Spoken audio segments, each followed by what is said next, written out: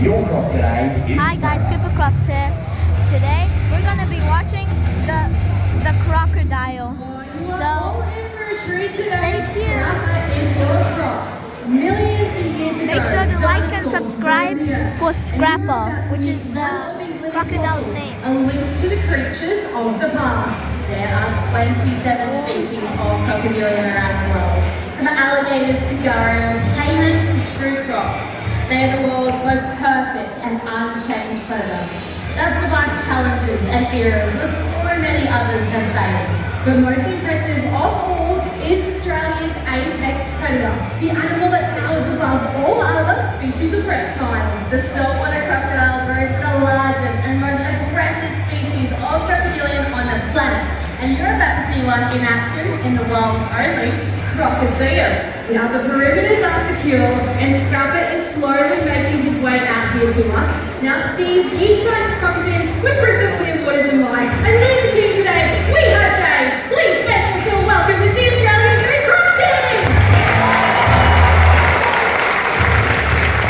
G'day everyone, my name is Dave, and in a moment we're going to be joined by Bruce, and it's with Bruce's help today that we would like to hopefully give you a few interesting facts to take away from the zoo today about saltwater crocodiles, show you how crocodiles work in the wild, and explain why they do the things they do, but most importantly, give you guys a couple of rules to help you stay safe when you go up into crocodile territory, because if we can help you stay safe, that actually helps us help keep the crocodile safe. And that's what we're all about here at the zoo. Now have a look at Scrapper as he makes his way out through the canal here. You'll notice he won't come to the surface, and he's working off the vibrations right now that are getting sent out through the water. And with that, he can pinpoint my exact location without having to see exactly where I am. So right now, if this was dirty, murky water you'd naturally find a crocodile living in, I have no idea that only 3 or 4 metres away, 12 foot long, 200 kilo crocodile was making his way in. He sets himself up for a strike, and that's how he comes.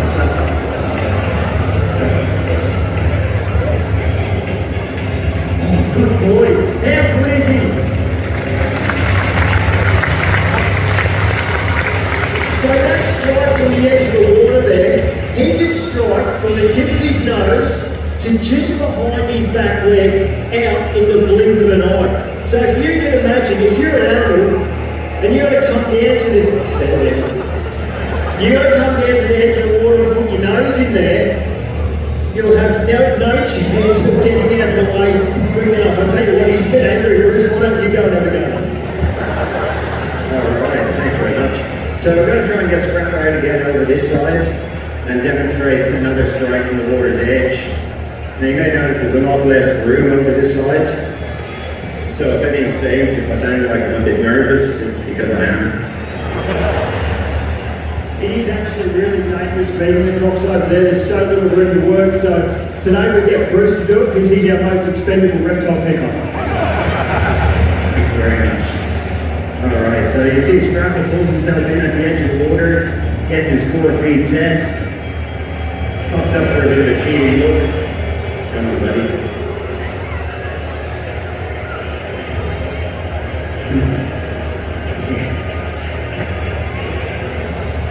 Oh no. You're gonna get that, aren't you?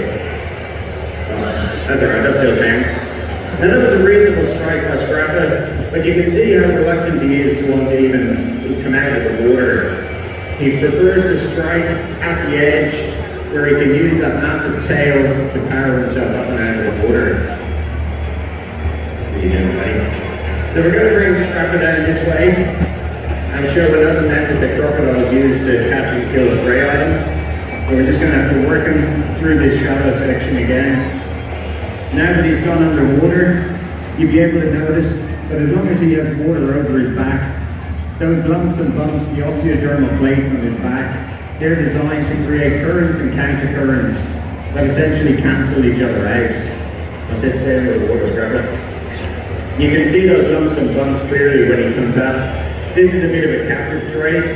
Out in the wild, a hunting or stalking crocodile certainly wouldn't pop up like that and give himself away, because if he did, he knows he would have no chance of catching himself his dinner. He's relying on stealth and ambush to get himself a feed. Normally they live in deep, dark, murky waters, so you wouldn't be able to see Scrapper while he's swimming like that. So to pop up would definitely give the game away. But now that he's down this way, I'm going to hand it back over to Dave, who's going to talk a bit about the tail walk. Thanks, mate. All right, so there is another method that crocodiles will use for hunting, and you have to be wary of it because there have unfortunately been people taken using this method. We call it the tail walk method. So using that large muscular tail, he can launch himself vertically straight up and out of the water around half his body length. And they'll use this for the tiny little hatchlings. When they're little babies, about 15 centimetres long, they're open to predation from other animals. So they're very scared. Any bird that will take a fish off the water will eat a baby crocodile, other reptiles, even bigger crocodiles eat smaller crocodiles. So the little babies hang out in the reeds, and in those reeds you get tiny little frogs and grasshoppers, and they'll use this method. So his eyesight's very movement orientated. They're looking for any movement over the water, boom, and up he comes, just like that. And they'll use it up until their scrapper size and even bigger. And they've been seen taking ducks flying over the surface of the water, or grabbing possums out of low branches, or even flying foxes. Up in northern Australia, you get these big old melaleuca trees, and when they're flowering, the flowers go all the way down to the water. It looks amazing. Smart, dominant flying fox or fruit bat, he's at the top of the tree eating those flowers, but the weaker ones, the less dominant ones, are forced all the way to the bottom, and they're an easy target for one of these big tail-walking crocs.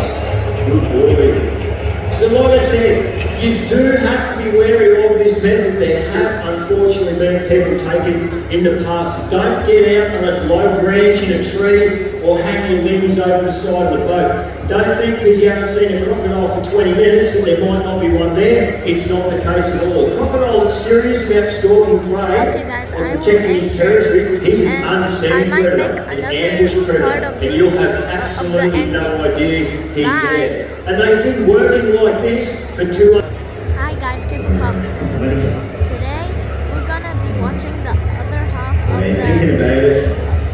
The crocodiles being reptiles, as I said, they're designed for that one initial burst of energy. Ambush hunters, they're not designed for prolonged running and swimming. You can see how reluctant he is already to even want to come out of the water. What's he doing? Because he knows when he's out of the hard solid ground, he has no chance of catching us. So he's going to wait and hope that one day we make the mistake of just taking that extra step too close, and then he's got a really good chance. I might just try and reset him one more time and see if we can get him to come out. Guys, if everyone just noticed, you noticed when Scrapper come out, then he sort of just stopped, and he had this sort of puzzled look on his face. Because Bruce is Irish, some of the crocs can't understand his accent. And they just get to that point, they're like, I don't know what you want me to do, bro. That's a bit harsh. Bit more Aussie, bro. We get AV to put subtitles up on the big screen for everybody. Come on, Scrapper. He'd understand just fine if I accidentally slipped over in front of him. Come on. You can do it. Come on. Don't slip over, Bruce, I don't have to fill in the paperwork. No. I'm definitely not getting any closer. But that's a really good example of just how reluctant they are to come out of the hard solid ground. Literally only a metre or two away, and he couldn't care less. As long as he gets his tail in the water though, I'm still keeping a very close eye on him, because that's where all his power comes from.